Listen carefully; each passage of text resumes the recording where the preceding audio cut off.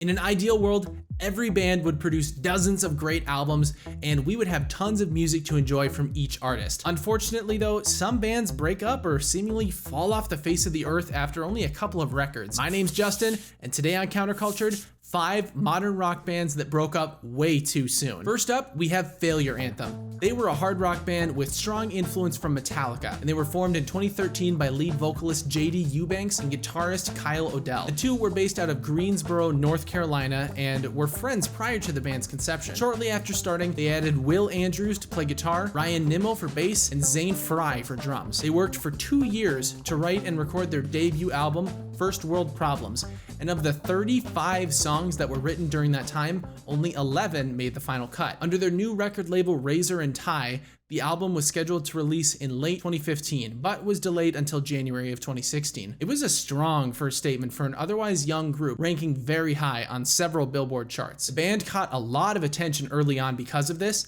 and even secured a spot opening for Shinedown and Megadeth in May of 2016. So what made Failure Anthem and their debut album so noteworthy? For a freshman release, First World Problems is polished, creative, and hard-hitting.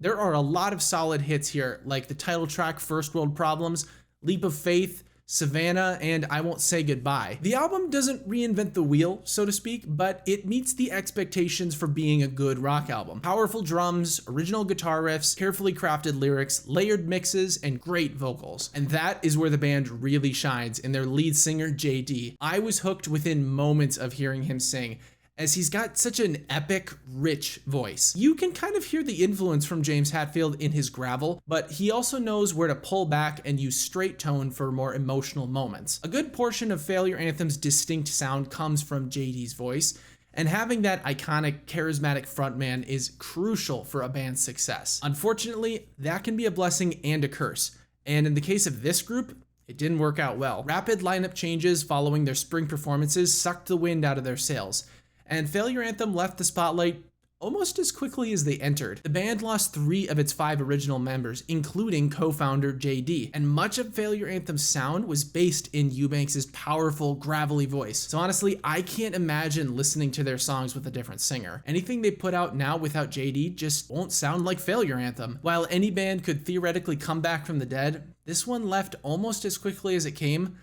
and I just don't see it coming back anytime soon. It's a damn shame, as they had a great foundation to be one of the next big modern rock bands of the 2010s. Next up is the band We Are Harlot. Much like the first entry, they were another one-hit wonder of the mid-2000s, releasing only 1 album in 2015. Comparing the two, though, is very much comparing apples to oranges, as they are quite different. Where Failure Anthem's music was polished and on the slower side for rock, We Are Harlot is nitro boosted and gritty. The supergroup, formed in 2011, was made up of singer Danny Worsnop from Asking Alexandria, guitarist Jeff George from Sebastian Bach, bassist Brian Weaver from Silvertide, and drummer Bruno Agra from Revolution Renaissance. Now that is quite the lineup. The band signed with Roadrunner Records in 2014 and then released their self-titled debut album in early 2015. That album has 11 tracks and it is practically bursting at the seams with adrenaline. I would still categorize this album as hard rock, but it leans much closer to punk than Failure Anthem ever did. Combining hardcore growls, melodic vocals, bluesy riffs, and shredded solos,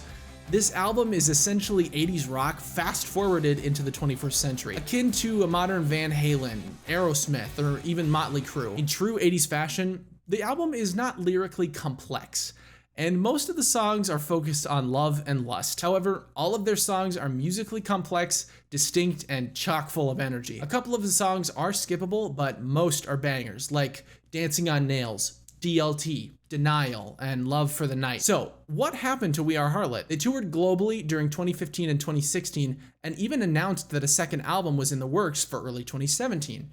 Everything was looking up for the foursome.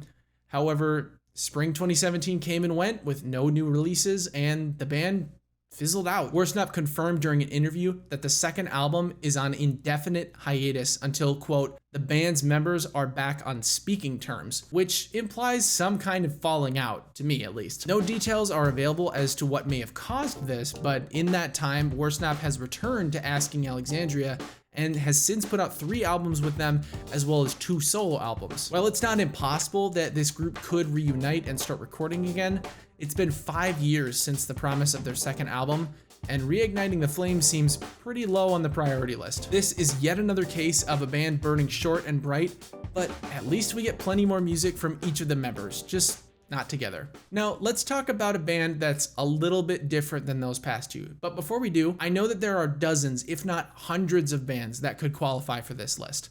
So if you think I've missed an obvious one, let me know in the comments. Next up is a band called Monty Are I. They are another band with criminally few releases for the quality of their music. This band was active longer than all of the groups on this list, from 1998 to 2011. In that time, they released 3 EPs and 2 studio albums, and even toured with big names like My Chemical Romance, Sum 41, and RX Bandits. The band, named after the group's former music instructor and home state, was made up of 4 members, and I'm gonna butcher all of their names: Stevie Aiello, Andrew Borstein, Mike Matarese, and brothers Ryan and Justin Weir. All of their names are hard to pronounce, give me a break. Monty Are I started out strong with several Warped Tour stints and an eye-catching victory at the Ernie Ball Battle of the Bands in 2003. Both of which brought them much needed exposure to bring them into the limelight. The Providence Phoenix even described their music as, quote, blazing, meticulously crafted melodic punk with great songs, burning harmonies, and stunning arrangements. And I can't think of a better description, honestly. Though their first album, Wall of People, was not as polished as some of the other bands on this list, it's intricate, complex, and very artistic. They experimented a lot and pushed the bounds of pop punk music to the point that some of their songs reach outside the genre entirely. I prefer the second album though, as it's more succinct and unique. Break Through the Silence, released in 2009 under Island Records, is probably one of my favorite albums as a whole because of its distinct sound and overall cohesion. This album is straight hard rock as opposed to their previous pop punk releases. Though it's not a concept album, it has a clear theme across its production and lyrical and musical choices. You can recognize the band instantly based on the piercing quality of their sound, as well as Stevie's high tenor range. His voice worked incredibly well for pop punk, but I think it works even better for the style of Break Through the Silence. Unfortunately, following their sophomore release, the band went inactive in 2011. I'm not sure if they broke up or just went on indefinite hiatus, but my guess is it was probably the former. In late 2019, the band announced a reunion show for January of 2020, which sold out in 2 days. They also released a single on December 6th, 2019 called In My Mind. This song is great. It revisits their early pop punk sound and captures that energy, but it also brings in the dense instrumentals and gritty vocals of their second album. The band didn't sound like they'd aged a bit after almost a decade had passed, and things were looking good for a new album. However, following the reunion show, a post on the band's Instagram captured Finn, hints that this was probably just a one-time thing. It's been radio silence ever since, and it looks to me like the band has moved on to other pursuits. This was also right before COVID hit in the USA, so it's possible that they're just on hiatus because of the pandemic, but I'm not hopeful. Even if we never see Monty Are I take the stage or hit the studio again, at least they gave fans one last swan song before saying goodbye. The number 4 spot on this list goes to a post-grunge band called Nural. Nural had a rocky history, plagued by fluctuating record labels and legal issues. They released an EP in 2004 and then released their first full-length album, The Weight of the World, in the summer of 2005. They joined Warped Tour shortly after, and I wouldn't be surprised if they crossed paths with our previous band, Monty Are I. Their next record, Entitlement, was released digitally in 2009, followed by a B-sides album in 2010. After Entitlement, the band informally broke up due to legal battles with management. In 2012, the band announced that they were hoping to produce a third album, but it never came. And in 2013, a tweet confirmed that the band was officially dissolved and the members had moved on to other projects. So, why does Nural make the cut for this list? They followed the same trend as Monty Are I. They started out pop punk and then shifted to just pure hard rock. And just like with Monty, I prefer their second album over their first. To quote the song Surefire, it's a force to be reckoned with. Entitlement is one of the hardest hitting rock albums I've ever heard. I've probably given myself a concussion from how hard I've headbanged along to its 10 tracks. I would listen to it non-stop in the car when I was in high school, and it's just such a great album to sing along with and drum along with and probably play guitar along to as well. I love Kyle Castellani's voice and the command of the song that he brings while he's singing. He's got such a great ear for melodies and his vocal and dynamic ranges are equally extensive. The whole album feels powerful, like it's a bold statement that just hits like a gut punch. Really, the album's only flaw is its short runtime, at only 33 minutes in length. It always leaves me wanting more. But whenever I listen to the songs that they cut and then later released on their B-side album, it makes a lot of sense why Entitlement is so short. None of those songs match the lyrical depth or musical intrigue of the ones on the original album, so it was a pretty smart choice to leave all of them off. Following Nural, several of the band's members went on to pursue other projects. Castellani released a solo EP, full-length album, and several singles during the early 2010s, but his website hasn't been updated since 2016, so he's likely moved on from his solo career. The other Kyle of the band, Kyle Black, actually built his own studio and is now an influential producer for pop punk and hardcore bands, working on albums for Paramore, Pierce the Veil, Newfound Glory, and All Time Low, among others. I gotta tell ya, I was obsessed with Nural upon first listen, and I wanted so badly to see them live, so it really bummed me out when I found out that they were just gone. Yet another band taken away in the prime of their life. Before we move on to the final spot on this list, if you're enjoying this video, make sure to give it a thumbs up below. It helps spread the video to a lot more people who might also enjoy it, and I personally appreciate it a lot. So thanks. The last spot on this list goes to the band Jet. Not the UK band from the 70s, the Australian one from the 2000s. Jet was one of my favorite bands from high school. I listened to their 2003 debut album Get Born religiously during my junior year of high school, and it's practically synonymous with some of the memories I have from that year. If you've lived through the 2000s, you've probably heard one of their biggest hits, Are You Gonna Be My Girl? This song was featured in 3 video games, a British TV dance competition, and 3 movies. Not to mention a worldwide advertising campaign for both the iPod and the iMac. There are probably more people on Earth who have heard that song than haven't. It was that big. However, Jet isn't a one-hit wonder like some of the other bands on this list. Formed in 2001 by Cameron Muncie, Mark Wilson, and brothers Nick and Chris Kester, the band began touring and released an EP called Dirty Sweet in 2002.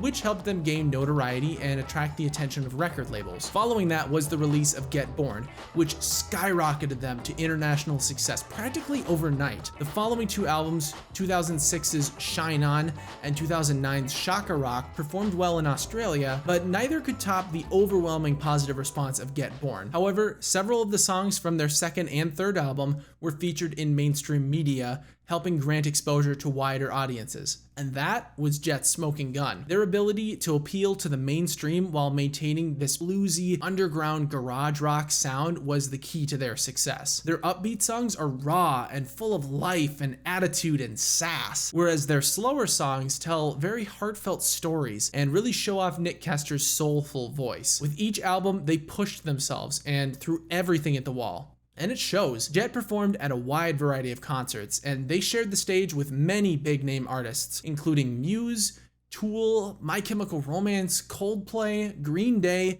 and even the Rolling Stones. All the more reason, though, why it was such a shock when the band announced that it was disbanding in early 2012. The end of an era had come for one of Australia's premier rock groups, and to no surprise, fans were devastated. But Jet is different than the previous bands on this list. Only 4 years later, they reformed and have since resumed touring in Australia and the UK, but almost 6 years have passed since then, and there have been no signs of a new release. Jet may have resigned themselves to being a touring band rather than being a recording one. They're much bigger down under than in the USA, so performing hits from the 2000s may be all that they want or need to do. Regardless, I hope that the band finds the creative spark to get back into the studio again. Their albums have a great balance of melodious writing and grungy rock, and it'd be very interesting to see what they would do with that more than a dozen years later. We may never get new music from any of these awesome bands again, but at least we can appreciate the songs that we did get from them. If you enjoyed this type of content and want to see more,